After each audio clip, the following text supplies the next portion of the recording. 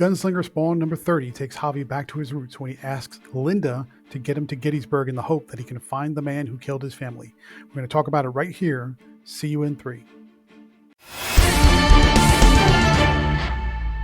And welcome back to Comical Opinions. This is our review of Gunslinger Spawn number 30 from Image Comics. But before we get started, please like, share, comment, subscribe, hit that bell for notification. Your attention is greatly appreciated, and stay tuned to the end for the final score. Let's talk about the credits. This issue is written by Todd McFarlane with art by Carlo Barberi, colors by Ivan Nunes, letters by Tom Orzechowski, and the cover art for cover A, the main cover, is drawn by Marco Failla. Before we dig in, let's recap what happened in issue number 29. After the events of the Heaven-Hell War in Spawn number 350, anyone who draws power from heaven or hell is now powerless because the Earth is surrounded by a globally encasing dead zone, which includes Javi, Gunslinger Spawn. He has the suit, he has his weapons, and he has his horse, which is a flaming magical horse that can transform into a small lizard for traveling purposes because the horse draws its power from magic. But anything that draws power from heaven or hell is now mortal and subject to mortal damage as anyone else. We catch up with Javi, who has been wounded in multiple fights, particularly against angels, and he was recovering in a motel. He, because he's a hero at heart, saves a hotel maid who was being harassed by a gang of hoodlums. And in the course of that intervention, he gets a little bit more banged up, a little bit more wounded. But the hotel maid says, "Okay, what's your story? What's your problem?" He tried to save her, and she didn't take too kindly to being saved because she didn't want to be seen as a damsel in distress. But she notices that he's wounded, and he also happens to have a very large bag of money. And he says, "Yeah, I'm sorry for treating you like a damsel in distress, but I've got a bunch of money here. So if you can drive me somewhere, I'll give you a bunch of money." And she says, "Well, what else have I got to lose? Because this hotel's a dump anyway. Let's go." And they hop in her little Volkswagen Beetle and off they go. That's how issue number 29 ended. Now we catch up with Javi and Linda in issue number 30. They're chugging down the road, going to someplace north. Javi just said, "Go north." Linda is very apprehensive about Javi because he's a strange dude, but he's got a lot of money, and seems like he's not going to do anything funny to hurt her. Eventually, they get to a point where they need to stop and pull over and figure out where to go next. And she notices that he's still wounded and bleeding from his first fight with the angels way back a couple issues. And she's like, "Whoa, this is crazy. I'm not dealing with this. I'm not going to do anything illegal. I'm not going to get involved or mixed up with some kind of crime gang or serial killer or a hitman or whatever you are." And he says, "Look, just calm down. This was an old injury. I'm okay. I may need to rest and recoup a little bit, but I promise nothing bad is going to happen. I'm not going to ask you to do anything illegal, but I do need you to tell me when we're getting close to Gettysburg." Even though they're basically right by a sign that says Gettysburg is 10 miles away. There, Linda figures out that Javi can't read.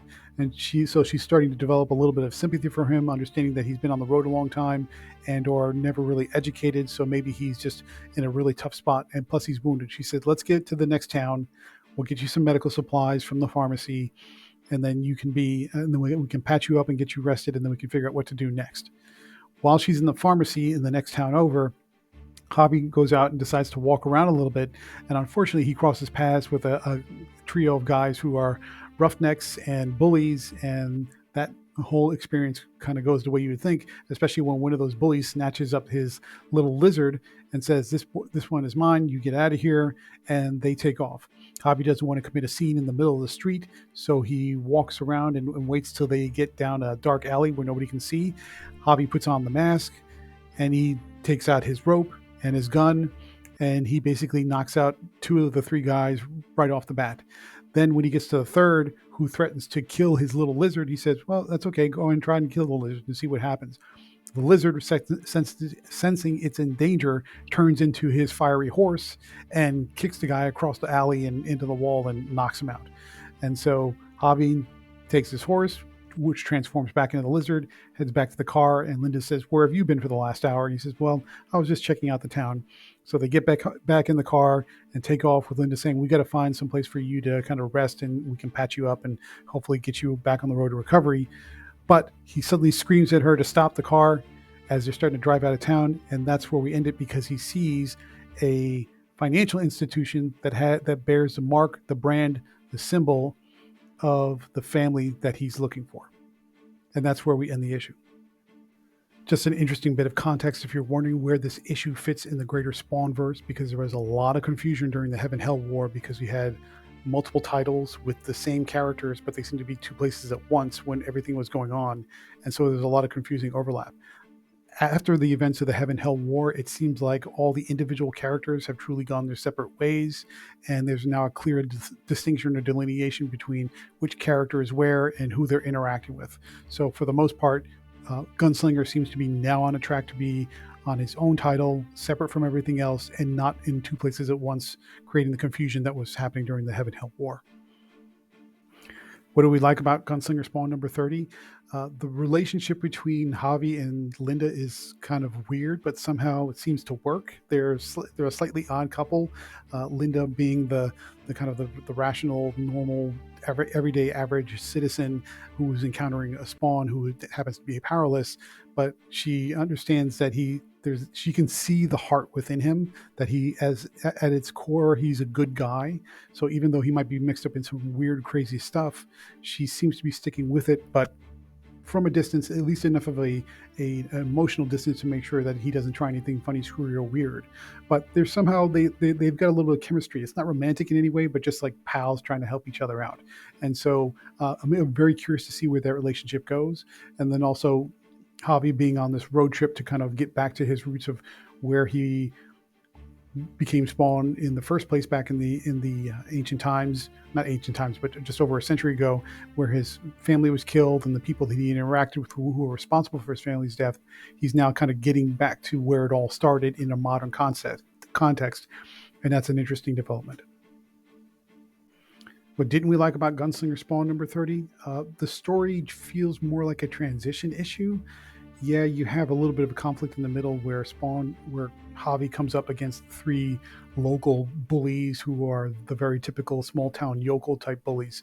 And that makes for a little bit of an interesting fight moment, although it's not much of a fight because he deals with them pretty readily.